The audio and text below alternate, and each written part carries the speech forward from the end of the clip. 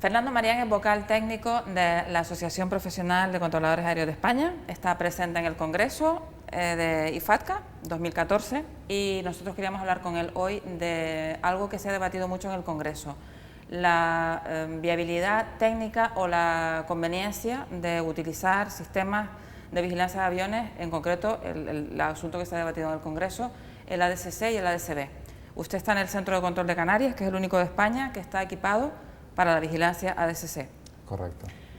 ¿Es procedente desde el punto de vista de los controladores aéreos que trabajan en Canarias esa discusión? ¿Es una discusión un poco teórica? ¿Tiene alguna viabilidad técnica desde el punto de vista de ustedes? ¿Cómo lo ve? No, la vigilancia por satélite no deja de ser un avance tecnológico que te permite trabajar en un entorno más seguro, en un entorno operacional y aeronáutico más seguro, tanto para los operadores, las aeronaves, que son los clientes del proveedor de servicio, como para los controladores. Esta ventaja de seguridad lleva anexa otra ventaja, que es aumento de la capacidad del espacio aéreo. Los aviones vuelan con mayor seguridad y por tanto uno puede acercarlos más, ¿no? Que siempre es el factor limitante en la navegación aérea, es cuánto puedo acercar los aviones y por tanto cuántos aviones puedo tener al mismo tiempo en un sector del espacio aéreo. Sin duda, la ventaja tecnológica que proporciona la ADS-C, en este caso la ADS Charlie, frente al servicio radar es indiscutible, puesto que la ADS Charlie tiene una cobertura por satélite, o sea, cubre prácticamente todo el recorrido del tráfico que tiene desde Europa hasta Sudamérica y viceversa, pasando por Canarias, cuando sin embargo la cobertura radar está limitada a unas 200 millas desde la estación, que tiene que estar necesariamente ubicada en tierra. En el caso de los satélites tienen esa independencia, el avión se comunica con el satélite y el satélite se comunica con la estación en tierra que está en Canarias, y eso puede ocurrir potencialmente en cualquier punto del globo. Como profana, permítame que le pregunte, ¿qué sentido tiene que solo Canarias esté habilitada para tener vigilancia ADSC? En un entorno de AENA, en el espacio aéreo español, el único entorno oceánico importante es el espacio aéreo de Canarias. Toda la península ibérica tiene cobertura radar de sobra por las estaciones que hay en tierra, por tanto no procedería o no sería necesario, a día de hoy por lo menos, hacer una inversión tecnológica en ADS Charlie en entornos de radar secundario, de SSR o de radar primario. Insisto, la necesidad de tener una herramienta como la ADS Charlie se plantea en Canarias porque el espacio aéreo de Canarias no está en su totalidad cubierto por la cobertura radar. Se lo preguntaba porque algunos controladores aéreos, algunos especialistas que han estado en este congreso, han cuestionado la eficacia del sistema ADSB por el elevadísimo precio que tiene, pero sin embargo eso contrasta con las recomendaciones que tienen vigentes algunos países para implementar la tecnología cuanto antes. Da la sensación de que hay algo que no acaba de encajar ahí. Son dos herramientas tecnológicas de vigilancia diferentes, aunque ambas son ADS. El C y el B difieren sustancialmente en su mecanismo de funcionamiento. El ADS simplemente es un mecanismo que tiene de vigilancia, que es automática y que es independiente del servicio de control de tránsito aéreo. O sea, únicamente es la aeronave la que emite un paquete informativo que incluye, por supuesto, su posición, su altitud y su actitud, lo manda al satélite y el satélite lo manda a tierra. Ese paquete de información se puede emitir, digamos, conforme a un contrato que se establece entre el operador, la compañía aérea, y el proveedor de los servicios de tránsito aéreo. En el caso de Canarias, esa información se emite cada 15 minutos, pero se puede emitir cada 10 minutos, cada 20 minutos, cada 1 minuto, etcétera, etcétera. Tiene un coste importante, por eso a veces se llega a un compromiso en cada cuánto tiempo manda la información para que de alguna manera sea rentable y no genere un coste del uso de las comunicaciones vía satélite. La ADS Bravo, la ADS-B, tiene un concepto sustancialmente diferente, porque lo que el avión hace es emitir su información de manera sistemática, sin que nadie se la requiera tampoco, pero con un refresco mucho más rápido.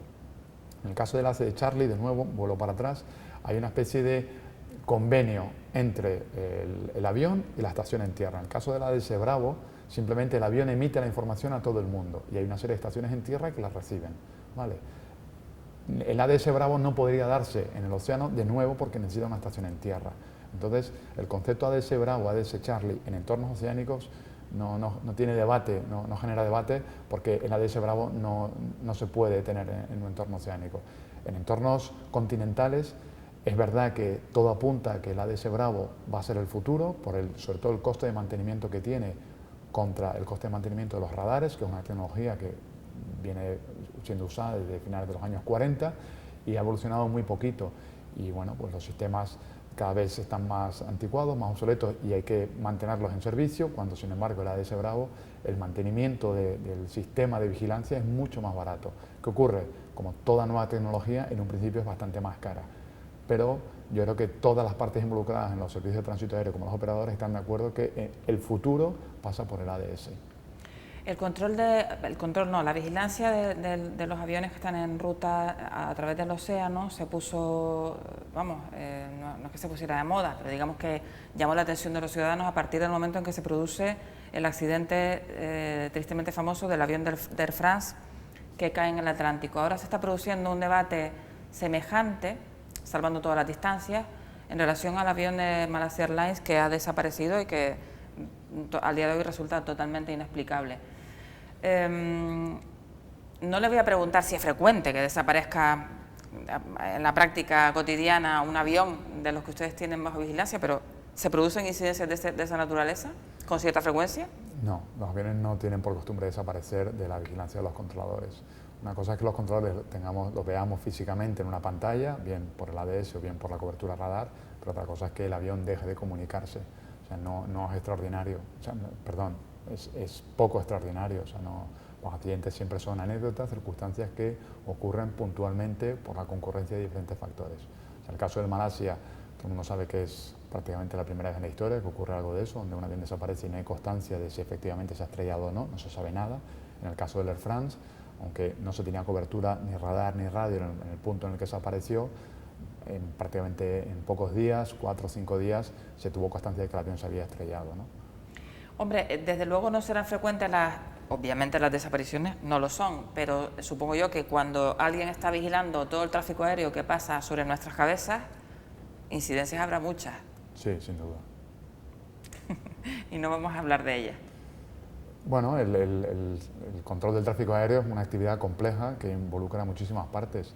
En aviación, por incidente, entendemos cualquier evento que se sale fuera de la normalidad. El transporte aéreo es una actividad que genera muchísimos movimientos de aeronaves en cada momento en el mundo y no está libre de incidencias, de anécdotas, de incidentes graves o incidentes menos graves, pero forma parte del negocio y de la industria en la que nos movemos. Y siempre la industria tiene mecanismos para amortiguar, mitigar y evitar que se reproduzcan en el futuro. Ahora, a partir del verano, se producirá un previsible aumento del tráfico en las rutas oceánicas, creo que se llama técnicamente el corredor EURSAM, el que conecta Europa con Sudamérica, en concreto con Brasil, porque se van a producir acontecimientos deportivos, pues primero el Mundial de Fútbol y después las Olimpiadas. ¿Ustedes prevén un aumento de la actividad como consecuencia de esos acontecimientos deportivos? Bueno, nosotros como asociación profesional no disponemos de datos de planificación de planes de vuelo por parte de las compañías aéreas. Eso es algo que bien IATA o el proveedor, en este caso AENA, podría tener la posibilidad de saberlo. Como cualquier ciudadano español, no se le escapa que una actividad de carácter futbolístico que ocurra en Brasil genera muchísima atención mediática y popular en un continente como Europa, donde el fútbol es un deporte muy extremadamente popular. Es previsible que se genere ese aumento de tráfico aéreo, sin duda, en las rutas oceánicas que vuelan o que conectan Europa con Sudamérica. ¿Y la Administración Pública tendría que tomar alguna medida de aumento de los recursos humanos o de algún tipo de refuerzo para prever esa actividad aumentada? Ya digo, sin conocer los datos reales de cuánto va a aumentar el tráfico, no se pueden tomar ningún tipo de medidas. El proveedor tiene la capacidad de, bien por modificación de la cantidad de controladores que convoca a trabajar cada día o a cada turno, de configurar la sala de control de manera que sea capaz de absorber las demandas de tráfico por sectores. O sea, en teoría no debería haber ese problema. El espacio aéreo canario es verdad que está soportando ahora un aumento de tráfico muy importante y eso pues está generando una serie de dificultades a la hora de gestionarlo, ¿no? Porque históricamente pues, bueno, estamos en años de récord, tanto de pasajeros como de operaciones aeronáuticas, y bueno, eso ha generado pues, muchísima demanda de uso del espacio aéreo. En el caso de las rutas oceánicas tienen la particularidad de que en Canarias vuelan de noche, pero esto no es novedoso, siempre ha ocurrido así porque generalmente las operaciones aéreas que conectaban ambos continentes volaban en unos radios de conveniencia para los pasajeros. Eso provoca que en Canarias vuelen a horas de madrugada.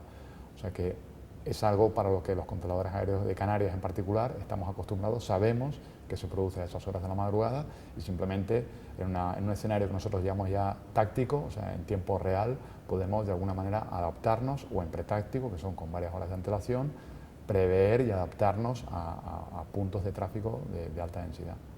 Lo cierto es que desde la política los representantes públicos, concretamente de las áreas de turismo, efectivamente se llenan la boca constantemente diciendo que Canarias recibe 12 millones de turistas, que mueve 32 millones de pasajeros al año, que la industria turística crece, que la actividad aeroportuaria crece. Pero la pregunta es, ¿eso se ve acompañado de las decisiones políticas oportunas para que ustedes como profesionales puedan atender de manera eficiente la tarea? Se lo pregunto porque, sobre todo a través del perfil de controladores aéreos en Twitter, es muy frecuente leer que ustedes se quejan de que el sector aéreo que tiene que controlar muchas veces se satura, especialmente en fechas puntas, y es un retraso que se presenta de forma totalmente repetitiva. Lo que llama la atención es que nadie tome medidas para resolverlo. Bueno, tomar medidas para rediseñar o replantear un espacio aéreo no es algo que se pueda hacer de hoy para mañana. Muchas veces las demandas turísticas se producen en periodos de tiempo muy rápidos. Un conflicto social o político o militar en un país puede provocar que en el plazo de una semana se cancelen cientos de miles de reservas y todos esos turistas deciden ir a otro lado, ¿no? Porque las vacaciones generalmente todo el mundo las tiene fijas.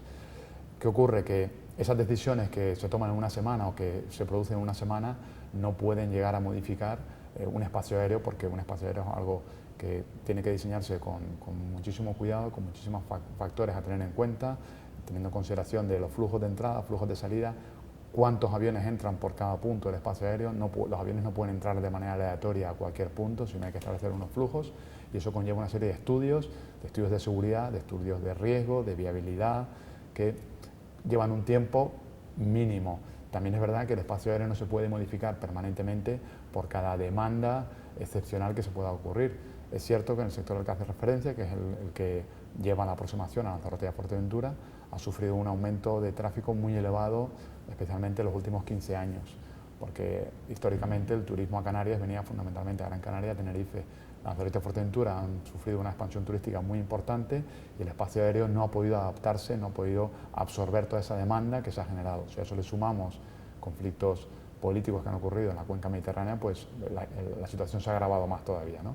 Es cierto que a día de hoy AENAV tiene planteada una modificación de ese espacio aéreo, donde se está modificando no solo la propia sectorización del espacio aéreo, sino los procedimientos de entrada, de salida y de aproximación. ¿Vale? Está en una fase experimental ahora mismo, con lo cual no se sabe realmente el impacto que va a tener, puesto que está pendiente de la aprobación de la Agencia Estatal de Seguridad Aérea, entre otros, y luego de efectivamente si va a ser rentable o no. O sea, nadie en este negocio que es tan caro, nadie gasta dinero si efectivamente no va a haber un beneficio en él. Está hablando usted de mejoras en la aproximación a Lanzarote y Fuerteventura, en ese pasillo. Específicamente la maniobra de aproximación a Lanzarote, a ambas cabeceras, en el caso de Fuerteventura en un escenario más avanzado, y luego para el sector en general procedimientos de entrada y de salida. ¿Usted cree que se toman las medidas adecuadas? Ha citado el caso de Lanzarote por parte de la sociedad lanzaroteña, de los operadores turísticos y empresariales, por parte de los controladores, por supuesto. Hubo muchas quejas en su momento por cómo estaba configurado el aeropuerto y las dificultades operativas que tenía, y también se han producido en la práctica algunos incidentes, algunos verdaderamente graves, derivados de esa mala configuración, por decirlo en palabras sencillas. ¿Se están tomando todas las medidas necesarias? ¿Alguien está haciendo los deberes correctamente o alguien los está dejando a medias? El escenario del que me hablas ocurrió en un momento en el que las decisiones operativas no tenían en consideración criterios profesionales de controladores que trabajaban en esos entornos. Eso provocó, entre otras cosas, cuando se cambió la posición de la rodilla principal a la aproximación a la pista 21 de Lanzarote, que es la no habitual, provocó que hubiera, digamos, mayores dificultades para poder realizar la maniobra de aproximación a esa pista y en última instancia aterrizar. Muchas compañías se quejaron de eso porque empezaron a tener problemas con los sistemas de a bordo del avión que las avisaban de proximidades del terreno, o sea, avisos anticolisión con el terreno, con lo cual la maniobra se tuvo que desechar, se tuvo que rediseñar. Por dificultades a la hora de diseñar una maniobra más segura con la nueva ubicación de la raya de ayuda, la capacidad de aproximarse a esa pista prácticamente se perdió y el avión nunca quedaba en una posición óptima para entrar en esa pista. Esa circunstancia y otras, como la de la sobrecarga del sector que digo, efectivamente terminaron por presionar al proveedor, en este caso AENA, para buscar una solución, puesto que la situación había empeorado considerablemente. La solución, dado que no había, por lo menos por ahora, no se barajaba la posibilidad efectivamente de alargar la pista, que era una posible medida de mitigación, y ya que había, que era una necesidad un poquito histórica de AENA de modificar todo el espacio aéreo de Canarias, se decidió empezar por el espacio aéreo de Lanzarote y Fuerteventura y de paso pues bueno, intentar rediseñar una maniobra nueva que nada tuviera que ver con este rodillo de tierra y es lo que se llaman procedimientos por asistencia de satélite, por navegación de satélite.